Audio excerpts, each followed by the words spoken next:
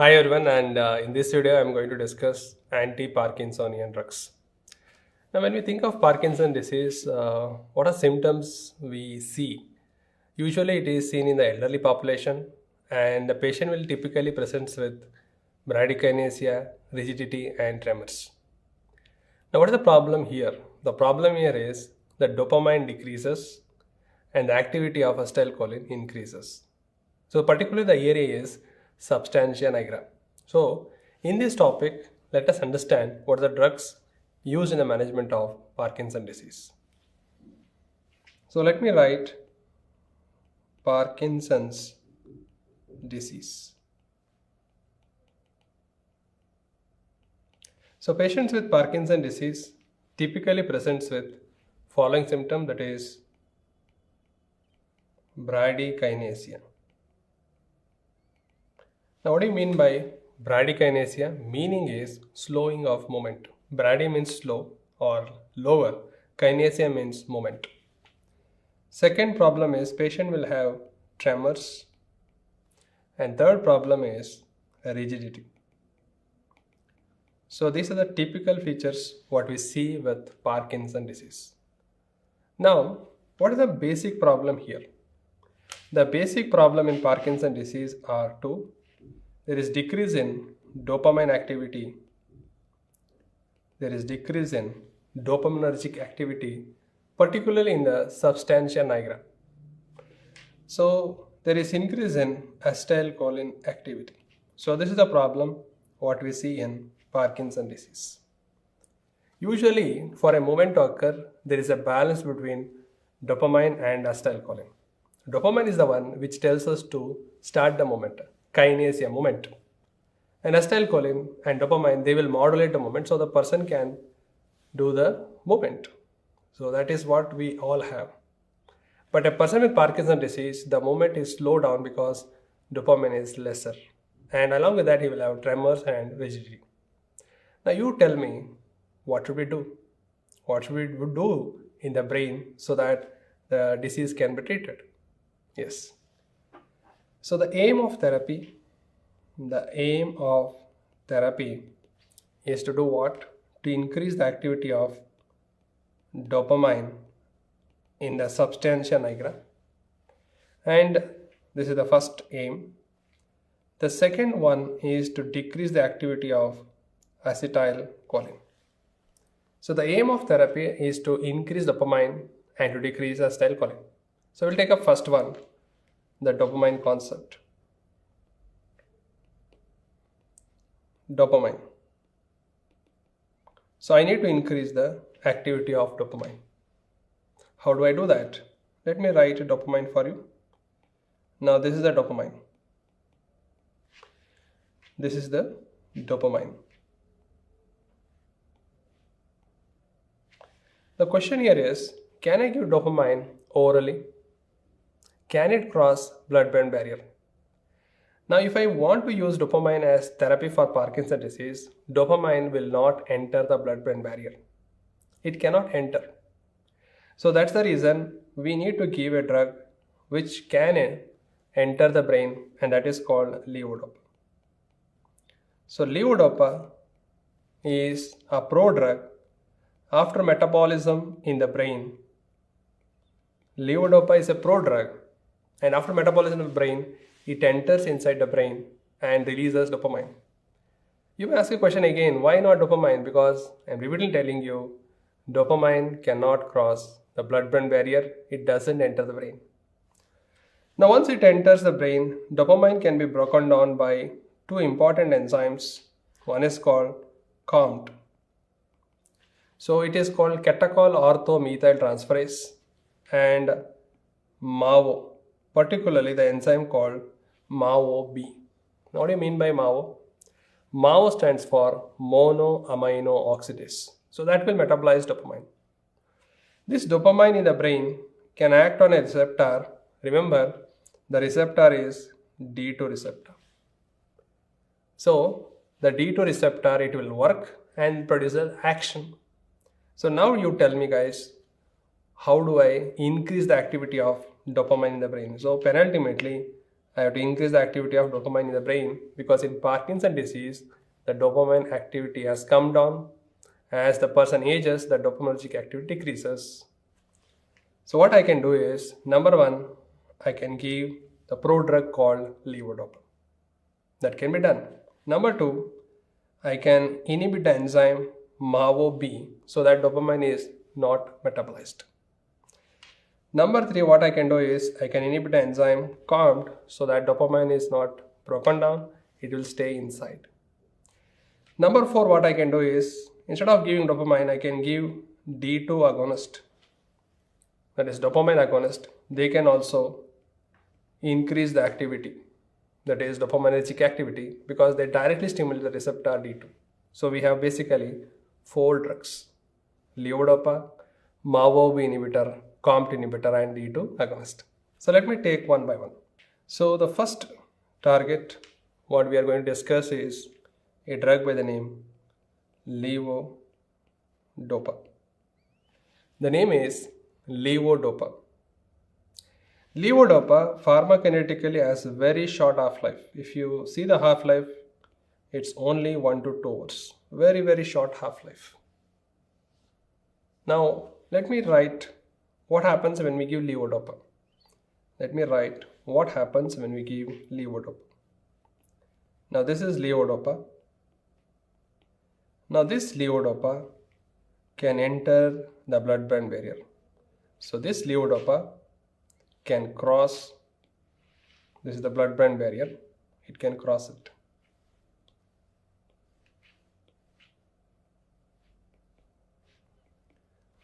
So levodopa can cross the blood-brain barrier, and I told you levodopa is a prodrug. Now once it enters the brain, what happens inside the brain? The levodopa in the brain, so this is the brain, and once it enters the brain, levodopa is converted into dopamine. Levodopa is converted into dopamine, and there is an enzyme called central. Since it is present in the brain, it is called central decarboxylase. It is called as central decarboxylase, which will give rise to dopamine, and that is what we require in therapy. Yes, done. Now, problem here is this levodopa is also metabolized in the periphery. So, in the periphery, this will also give rise to dopamine. So, this will also give rise to dopamine, and there is an enzyme which will convert that, and that is called peripheral decarboxylase. It is called peripheral decarboxylase. So this is the point here. Now what happens when the dopamine is in the periphery? What actions of dopamine do we see when it is in the periphery? So let me write the actions of dopamine in the periphery. You remember this in CVS. Dopamine action at very low dose, it can act on the blood vessels, that is D1, and acting on D1, it can cause vasodilation, and that will lead to decrease in blood pressure. So that will lead to hypotension. Second, dopamine acts on the receptor D2 in a zone called chemoreceptor trigger zone. Now, we know that chemoreceptor trigger zone is outside the blood-brain barrier, and that can induce the nausea as well as vomiting. So patient may have nausea as well as vomiting when you stimulate that CTZ zone. Now the same dopamine, if you give higher dose, if the levodopa is given at high dose, so you will get more and more dopamine, and that will act on beta 1. And you know that if you stimulate beta 1 more and more, the heart rate increases, and that will lead to the risk of arrhythmias. The risk of arrhythmias, and still higher dose, it can act on alpha 1 and causes vasoconstriction. And you know that when the vasoconstriction occurs, the BP rises. You may ask a question, sir, how come a drug can do both? That's what I am telling you. At lower dose, it decreases BP, but at a higher dose, when you give load of higher dose, the BP increases. Now, please understand that alpha 1 is also present in the dilator pupillae, and this can cause mydriasis. Now, can you tell me which glaucoma mydriatics are contraindicated? Yes, they are contraindicated in angle closure glaucoma. So levodopa is contraindicated in angle closure glaucoma. Remember that. The reason is because of alpha 1 action, it can cause mydriasis. Now, this is in the periphery. What we saw till now, what dopamine did in the periphery is this. But what happens when the dopamine enters in the brain? When the dopamine enters in the brain, yes, we require this dopamine to treat the Parkinson disease. It is utilized in the management of Parkinson disease. That is fine. But what happens if it is excess in the brain? Now remember, dopamine in the brain acts on D2 receptor, and that is responsible for psychosis. So patient may develop Parkinson disease psychosis because of excessive activity of D2. Now, how do you manage this psychosis? I'll give two options for you. Should we use typical antipsychotics or atypical antipsychotics? Can you tell me that? So the management is with atypical antipsychotics. So this problem is managed with atypical antipsychotics. Why can't we use typical antipsychotics? The reason is simple, because typical antipsychotics, their major mechanism of action is D2 blockade. Now here in Parkinson's disease patient, we want to stimulate D2. And if you block D2, the Parkinson symptoms will worsen up. That's the reason we use atypical antipsychotics, which mainly act by blocking the serotonin receptor, that is 5-HT2. Now the commonly used drugs are quetiapine and a drug called clozapine can be used. Recently, we have come up with a new drug for Parkinson's psychosis, that is called pimavanserin. It is called pimavanserin. You remember the P for Parkinson's disease, serin for serotonin. So it's a 5-HT2 antagonist. So that is approved for Parkinson's disease psychosis. This is what we manage. Suppose a patient has excessive dopamine. I told you dopamine is required to initiate a movement, to start. Kinesia means dopamine. But if dopamine is excess, it will lead to abnormal movement, and that is what is called as dyskinesia.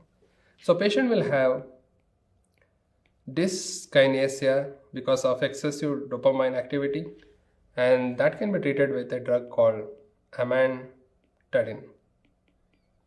Now why amantadine? Because it has anti-dyskinetic property. Now please analyze this flowchart. Now when I use levodopa, these are the adverse effects. The cardiovascular adverse effect, nausea, vomiting, then patient will have psychosis and dyskinesia. These are the problems when you use levodopa to a Parkinson's disease patient. Now let me enlighten certain problems here. Number one problem is when I give 100 drugs of levodopa, let us imagine only 2 drugs will enter the brain, because 98 drugs are metabolized in the periphery to dopamine. Now how to avoid that? How do I avoid that? Yes. Now I can avoid that by inhibiting this enzyme called peripheral decarboxylase. And who will inhibit that? There is a drug by the name carbidopa and a drug by the name benserracide. So these inhibit peripheral decarboxylase so that the levodopa will not become dopamine outside the blood-brain barrier. For example, if I give 100, so around 10 to 12 will enter the brain. So this will lead to a supradirected action. It will potentiate the action of levodopa. So levodopa will enter more. So obviously the levodopa now becomes longer acting. The levodopa becomes longer acting now. So that's the reason most of the therapies will combine levodopa with carbidopa or benseroside. Let me ask you a question. How much is the proportion of levodopa and carbidopa? Suppose you are using levodopa plus carbidopa. So levodopa, for example, is 4 and this is 1. That is the ratio.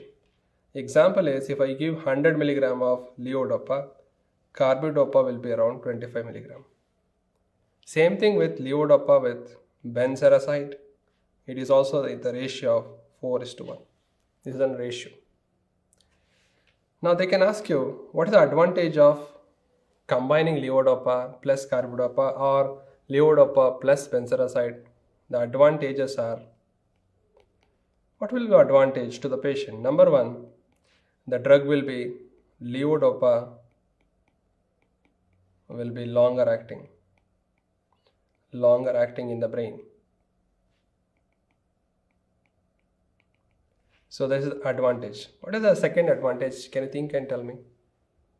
Now what is the advantage? If you block this conversion, the peripheral dopamine is not produced, so the peripheral adverse effect decreases. So the advantage is peripheral adverse effect not seen. So what are the peripheral adverse effects? The cardiovascular adverse effect, nausea, vomiting, and then arrhythmia, then high blood pressure, there is not seen. But what is still seen, the psychosis and dyskinesia are still seen because these drugs, carbidopa, benseroside, they don't cross blood-brain barrier. If they cross blood-brain barrier, then what is the use? There is no use. So they are only inhibit peripheral decarboxylase. So advantages are, they make the levodopa longer acting, peripheral adverse effects are not seen. Number 3, there is decrease in off episodes. Okay, these are the advantage.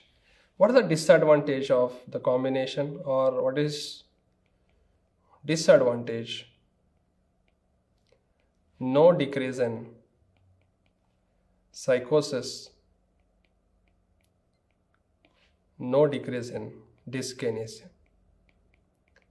So patients with this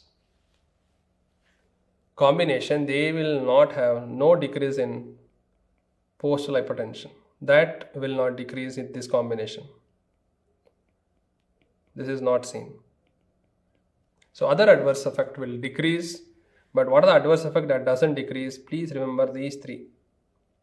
Psychosis will not decrease, dyskinesia will not decrease, postal hypertension will not decrease. This is the disadvantage of the combination. Advantages are this. So levodopa becomes longer acting, peripheral adverse effect are not seen, and decrease in off episodes. Right, I told you the ratios also, and I told you this concept. Now another important aspect, you know there is a vitamin called B6.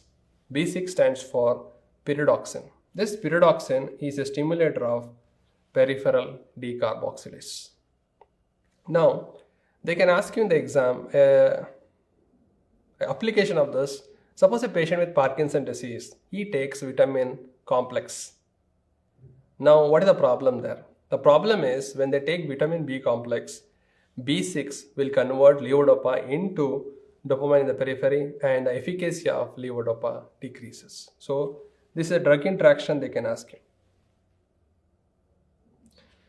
Right, so let us write the drug interactions for you once we are done with that.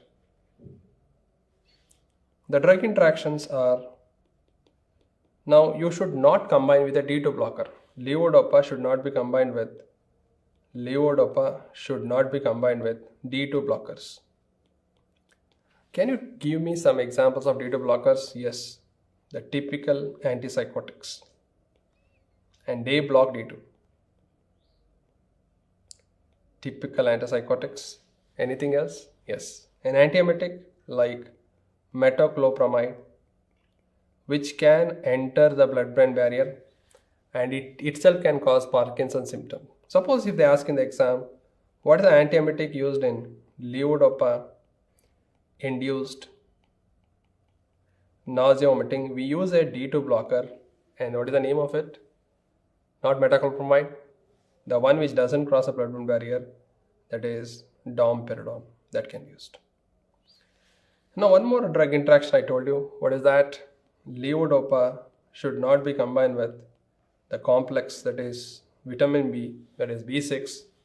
The reason is it will increase the activity of peripheral carboxylase. Levodopa efficacy decreases. So there is decrease in levodopa efficacy. So this is the reason. What are the contraindications of levodopa? CI stands for contraindication. Contraindication is you should not use it in a patient with acute psychosis. If the patient has acute psychosis, you should not use it because you only saw the flow chart where levodopa itself can induce psychosis. Then you should not use it in a patient with gastric ulcer. And you should not use it in a patient with angle closure glaucoma. Now, can you take a guess why it is not used in angle closure glaucoma? Yes, it causes mydriasis. This chart should come to your mind when you think of levodopa. Now, levodopa, why should we give as a prodrug? Because dopamine cannot cross the blood-brain barrier. So we give a prodrug called levodopa which can cross and then become dopamine. Now, the levodopa will not cross entirely into the brain because most of the levodopa is converted to dopamine outside. So what we use is peripheral decarboxylase inhibitor, that is carbidopa as well as benzerazide. Right? But what is the advantage? The advantages of combination of levodopa with carbidopa is the drug will be longer acting, efficacy increases, the off episode decreases, as well as the peripheral adverse effect decreases. Disadvantage, what is not decreased is the psychosis and then dyskinesia, and one more thing is the post hypertension doesn't decrease with that. So these are the importance what you need to understand in levodopa. Very, very important. And I also told you how do you manage psychosis, how do you manage the dyskinesia in a patient on levodopa. So the second target in managing Parkinson's disease, the second target is called MAO B inhibitors. So they are called as MAO B inhibitors. What does MAO stands for? Monoamino oxidase. So MAO has two types, MAO A and MAO B. MAO A, remember all, A for all, it metabolizes all the amines such as noradrenaline, then the serotonin, and one more is dopamine. So that's why it is called MAO A, and we'll discuss that in antidepressant drugs. MAO B is specific for dopamine, and specifically it works in substantia nigra. So specifically it works in substantia nigra. So dopamine. So if you want to manage the case, what we have to inhibit is MAO B. That's why we have drugs which inhibit MAO B. What is the name of the drug? The name of the drug is selegiline. It is called selegiline, and remember it ends with gilin. And does it have any other name? Yes, it is also called as deprenyl. It is also called as deprenyl. And pharmacokinetically, one important thing you need to remember, this is metabolized. So selegiline in the body is metabolized to give rise to amphetamine, and it is responsible for causing seizures. So patient may develop seizures when they are on high dose of selegiline. Second important, selegiline increases dopamine activity. So patient can also develop psychotic symptoms. Yes. So patient will have seizures at higher doses and also psychotic symptom because of selegiline. One advantage of selegiline is it has neuroprotection. That means what happens in Parkinson's disease is it's a progressive disease. As the disease progresses, the nerves degenerate and you cannot stop that. Some neuroprotection is provided by selagelin, but it cannot stop the progression, but it provides certain neuroprotection, that is selagelin. Now similar to selagelin, we have another one. It is called rasagiline. So it also ends with gillen, and the advantage is it is 5 times potent. Compared to selagelin, it is more potent and it is not metabolized to amphetamine. It is not metabolized to amphetamine. These are the advantages of rasagiline. Now coming on to the next drug, it is called safenamide. Now this is a very important drug. They can ask you in the exam. Safenamide is a new MAO-B inhibitor that is approved for Parkinson disease. And remember, all these MAO-B inhibitors have the advantage of neuroprotection. They can produce neuroprotective effect. So selagelin, rasagiline, and one more is safenamide. I'll repeat again, safenamide. Okay. Moving on to the third important aspect, and they are called COMT inhibitors. So COMT stands for catechol orthomethyltransferase inhibitors. Now what happens when we give levodopa? Levodopa will cross the blood-brain barrier and enters the brain. Levodopa. And this line is the blood-brain barrier. This is the one. Now I told you this levodopa is metabolized by the peripheral decarboxylase and the central decarboxylase to give rise to dopamine here, dopamine here. Yes. Now levodopa can also be metabolized by COMT here as well as here to give rise to 3-O-methyl-dopa. So 3-O-methyl-dopa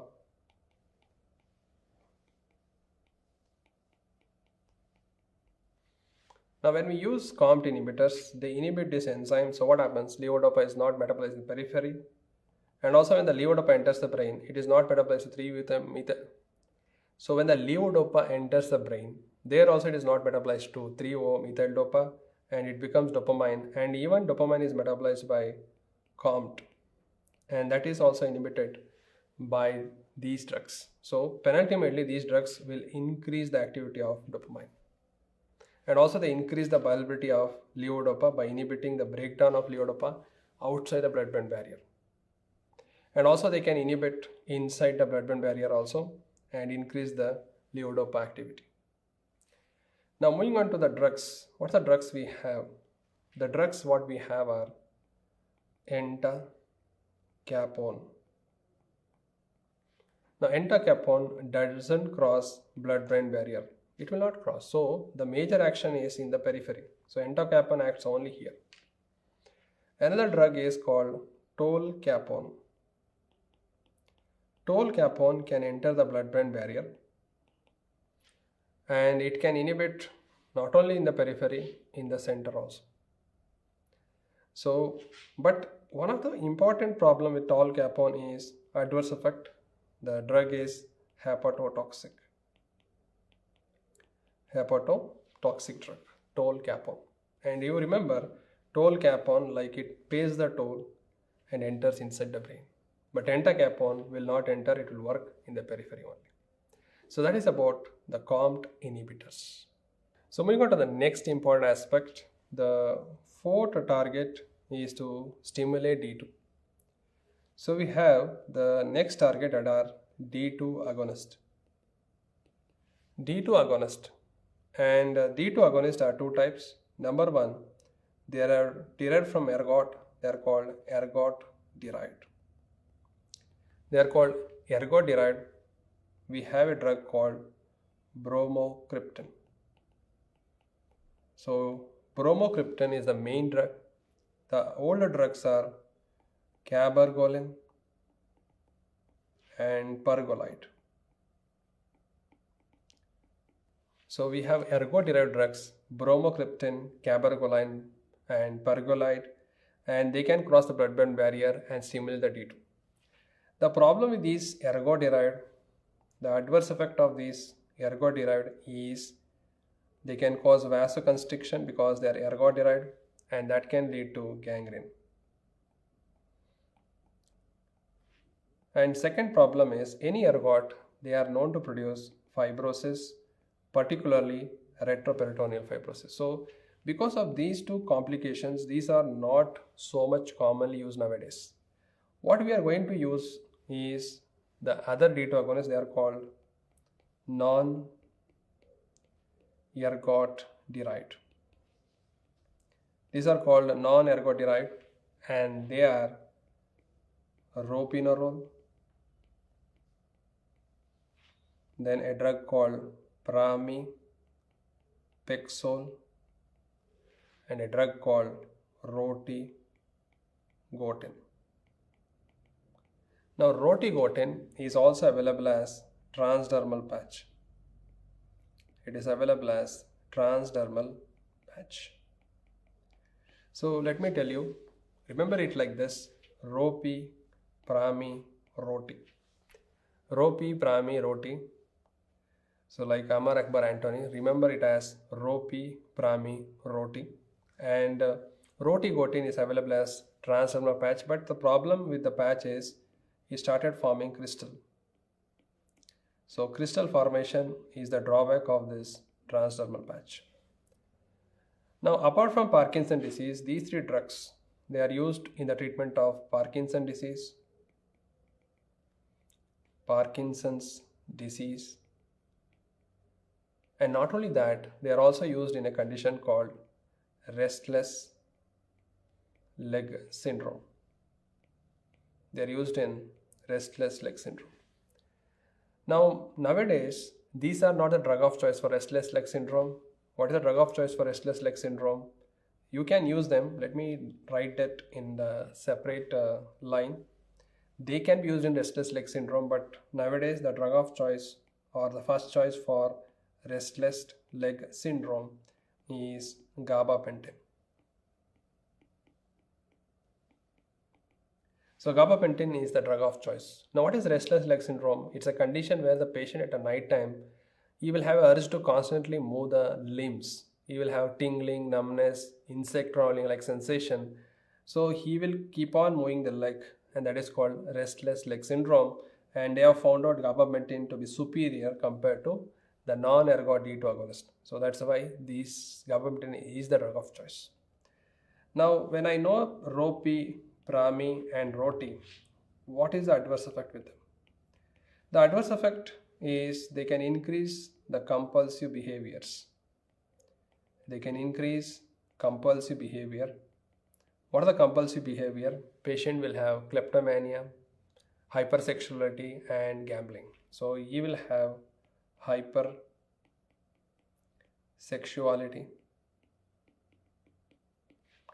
then gambling, kleptomania. So these are the compulsive behaviors what is seen when we use these drugs. So ropi, prami, roti. Now another drug which is a non-ergot, it's called apomorphin. Apomorphin. Apomorphin is given as subcutaneous injection.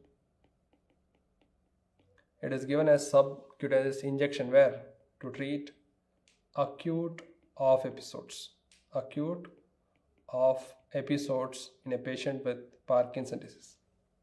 And it's a D2 agonist. But what is the adverse effect? Since it stimulates the D2, the adverse effect is nausea and vomiting. It's one of the emetogenic drug. So it can induce vomiting, that is apomorphin. So coming to the last target, I told you D2 agonist, ergot derived. I told you the problem. They can cause vasoconstriction and fibrosis. Non-ergot, ropi, prami, roti, they can be used for Parkinson disease as well as restless leg syndrome. But nowadays the drug of choice for that is gabapentin. So adverse effect of non-ergot derived is compulsive behaviors will increase, hypersexuality, gambling and kleptomania. Apomorphin is again a non-ergot D2 agonist which is used in acute episode of off phenomenon, and it is given as subcutaneous injection. Since it's similar D2, it can cause nausea and vomiting. So once we are done with that, what we did till now is increase the activity of dopamine. So what we should do now? So the next thing what we need to do is decrease the activity of acetylcholine. So the next one is to decrease the activity of acetylcholine, and these are called as central anticholinergics. So the drugs are called as central anticholinergics. So what are the drugs? They are called benzhexol. It is called as benzhexol. It has one more name. It is also called as trihexyphenidyl. So you can remember it like this: benz hex, here also hex, here also hex, benzhexol, benztropine. It sounds like atropine. You know, atropine is also anticholinergic. And one more is biperidine. Now you can remember like this: benz, how many benz? 2 benz. And how many? 2. Bi means 2. So benzhexol, benztropine and biperidine, they are central anticholinergics. They can cross the blood-brain barrier and decrease the activity of acetylcholine. Now certain antihistamines also have anticholinergic property. They can be used. What are the antihistamines having anticholinergic property? And these are first generation antihistamines which have this property. Yes, they are nothing but promethazine. Promethazine. Any other? Yes, we have something called diphenhydramine. Diphenhydramine. If you know phen, again we have one more di. Dimen. That is diphen. This is dimen. So diphen and dimenhydrinate. So these are the antihistamines. Even though they are antihistamine, they have additional anticholinergic property. They can cross the blood-brain barrier and they decrease acetylcholine activity. So anticholinergic drugs, they mainly decreases tremors better than other drugs. They decrease tremors better than other drugs what we have discussed till now.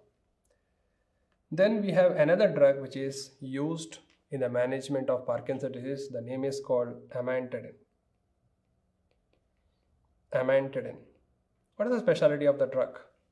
Amantadine has anti-dyskinetic property. It has anti-dyskinetic property, and that's the reason we use it in management of dyskinesia. Whenever the dopamine excess occurs, dyskinesia occurs, and then we can manage with amantadine. Then it has NMDA antagonism. So what is NMDA? It's a type of glutamate, so it will suppress the activity of glutamate, and also it has shown to produce anticholinergic property. Amantadine has anticholinergic property. So the advantage is it has anti-dyskinetic property, it's a NMDA antagonist and anticholinergic property. What is the adverse effect? The adverse effect of this drug is it can produce libido reticularis. So libido reticularis is nothing but it's a network of blood vessels on the skin, and that is caused by amantadine. And remember one more A for it can produce ankle edema. So the name is called amantadine. Now earlier amantadine was also used to manage influenza A, that is a viral infection. Now it is not used, it's outdated. So amantadine can be used in Parkinson's disease and it has anti-dyskinetic property. So these are the drugs what we use in the management of Parkinson's disease. Sir, is there any new drug which has come to the market? Yes.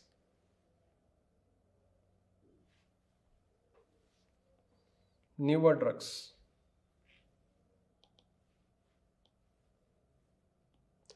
What are the newer drugs we have?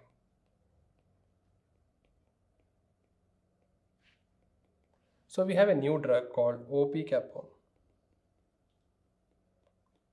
Opicapone, as the name ends capone, I told you capone is a COMT inhibitor, It is a recently approved drug to decrease of episodes in Parkinson disease patient. Another drug is estradiol. Now you read the name, it looks like theophylline, aminophylline.